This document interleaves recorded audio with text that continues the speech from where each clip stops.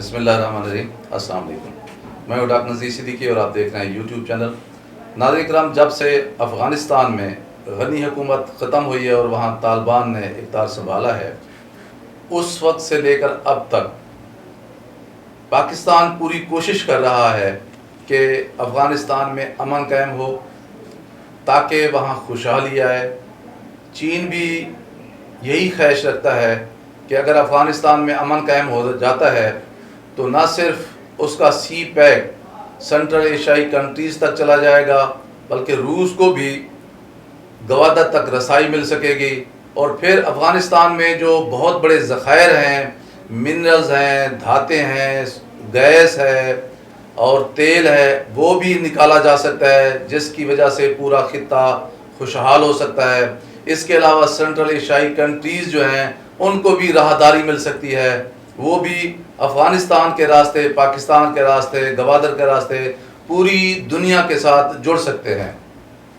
और रूस की भी यकीनन यही ख्वाहिश है, जबकि उसके मुकाबले में भारत पूरी कोशिश कर रहा है कि अफ़गानिस्तान में हर सूरत अदम इस्तेहकाम पैदा हो, वहाँ लड़ाई झगड़ा जारी रहे, वहाँ दाइश, अल-कायदा, TTP और BLA अपनी कार्रवाइयाँ जारी रखें।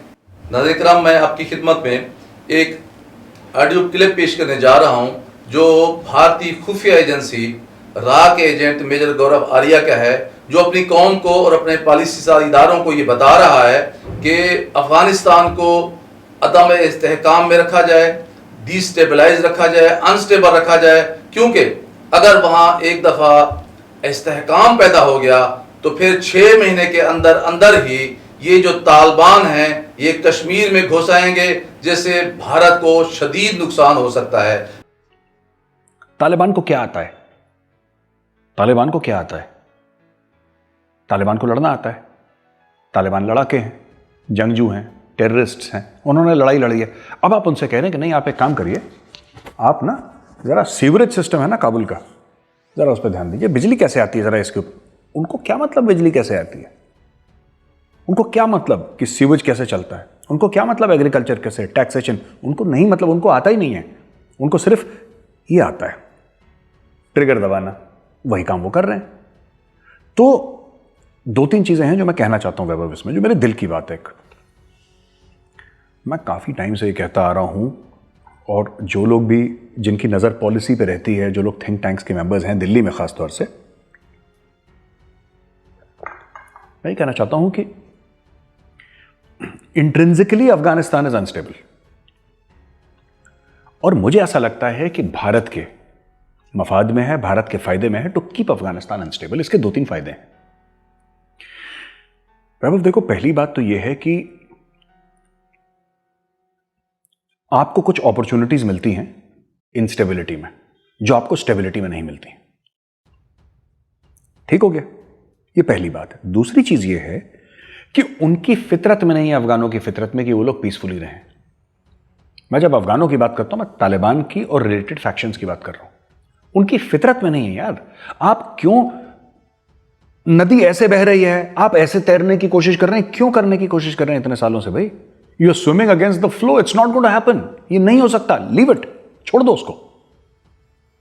जिस फ्लो में अफगानिस्तान चल रहा है, आप उस फ्लो में चलिए और वहां पे देखिए कि आपका फायदा क्या हो सकता है। सबसे बड़ी बात जो हमें एक बात देखनी है, पाकिस्तान अब चाहेगा कि अफगानिस्तान में स्टेबिलिटी हो, क्योंकि पाकिस्तान कंट्रोल करने की कोशिश करेगा।